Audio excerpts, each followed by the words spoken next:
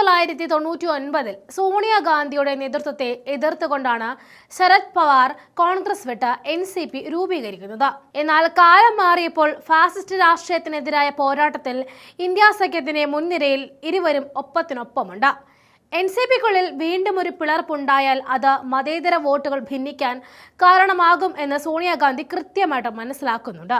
ഈ സാഹചര്യത്തിലാണ് NCPയെ കോൺഗ്രസിൽ ലയിപ്പിക്കുക എന്ന പ്രായോഗിക രാഷ്ട്രീയ തന്ത്രത്തിന് സോണിയാഗാന്ധി നേരിട്ട് പച്ചക്കൊടി കാട്ടിയത്.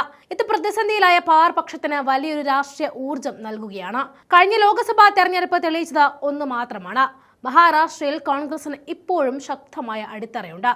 ജനങ്ങൾ കോൺഗ്രസിനൊപ്പം തന്നെയാണ്. ഈ ഒരു സംഘടനാ ശക്തിയെ മതേതര ചേരിക്ക് അനുകൂലമായി വിനിയോഗിക്കാനാണ് ശരത് പവാർ ഇപ്പോൾ ആഗ്രഹിക്കുന്നത്. ദേശീയ തലത്തിൽ ചലനങ്ങൾ സൃഷ്ടിച്ചുവെങ്കിലും ഒടുവിൽ മഹാരാഷ്ട്രയിൽ മാത്രമായിട്ട് NCP ഒതുങ്ങിപ്പോയി. എന്നാൽ ഇന്ന് കാലം മാറി. സോണിയാഗാന്ധിയും ശരത് പവാറും ഇന്ത്യ മുന്നണിയുടെ ഏറ്റവും ശക്തരായ രണ്ട് തൂണുകളാണ്. അവർക്കിടയിലെ പഴയ മഞ്ഞുരുകി കഴിഞ്ഞു. അതുകൊണ്ട് തന്നെ മാതൃസംഘടനയായ കോൺഗ്രസിലേക്ക് മടങ്ങുക എന്ന ചിന്തയിലാണ് പവാർ ഇപ്പോൾ എത്തി നിൽക്കുന്നത്. എന്നാൽ പവാറിന്റെ ഈ നീക്കങ്ങൾക്ക് തടസ്സം നിൽക്കുന്നത് സ്വന്തം പാർട്ടിയിലെ ചില വിമത സ്വരങ്ങൾ തന്നെയുമാണ്.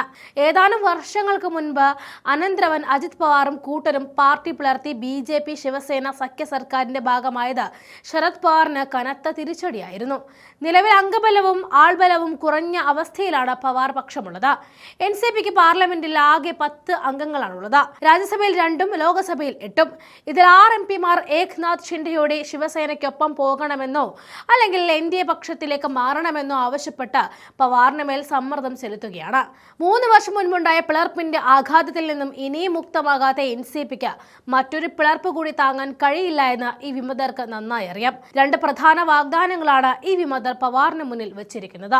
ഒന്നുകിൽ ഷിൻഡെ പക്ഷത്തിനൊപ്പം ചേർന്ന് കേന്ദ്രമന്ത്രിസഭയിൽ പങ്കാളികളാവുക, അല്ലെങ്കിൽ NCP പൂർണ്ണമായിട്ടും NDAയുടെ ഭാഗമാവുക.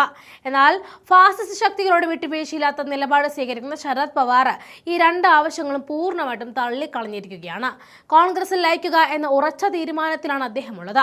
സോണിയാഗാന്ധി ഈ ലയന നീക്കത്തിന് പച്ചക്കൊടി കാട്ടിക്കഴിഞ്ഞു എന്നും രാഷ്ട്രീയ വൃത്തങ്ങൾ പറയുന്നുണ്ട്. മഹാരാഷ്ട്ര PCCയും ഇതിനോട് അനുകൂല നിലപാടാണ് സ്വീകരിച്ചിട്ടുള്ളത്. ലയനം പൂർത്തിയാകുന്നതോടെ മഹാരാഷ്ട്രയിൽ പ്രതിപക്ഷം കൂടുതൽ ശക്തമാകുമെന്നും വരാനിരിക്കുന്ന തെരഞ്ഞെടുപ്പുകളിൽ കോൺഗ്രസിന് വൻ മുന്നേറ്റം നടത്തുവാൻ കഴിയുമെന്നുമാണ് രാഷ്ട്രീയ നിരീക്ഷകർ വിലയിരുത്തുന്നത്. തീർച്ചയായും ലയനം നടക്കുമ്പോൾ പദവികൾ എങ്ങനെ പങ്കിടും എന്നതിനെ ചൊല്ലി ചില അവ്യക്തതകൾ നിലനിൽക്കുന്നുണ്ട്.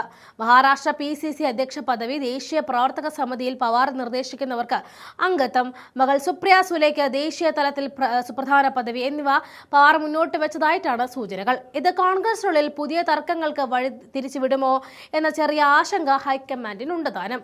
എങ്കിലും സംസ്ഥാന തലത്തിൽ ഒരു അന്തിമ ധാരണയിൽ എത്തിയ ശേഷം ഹൈക്കമാൻഡിന് റിപ്പോർട്ട് കൈമാറാനാണ് നിലവിലെ തീരുമാനം.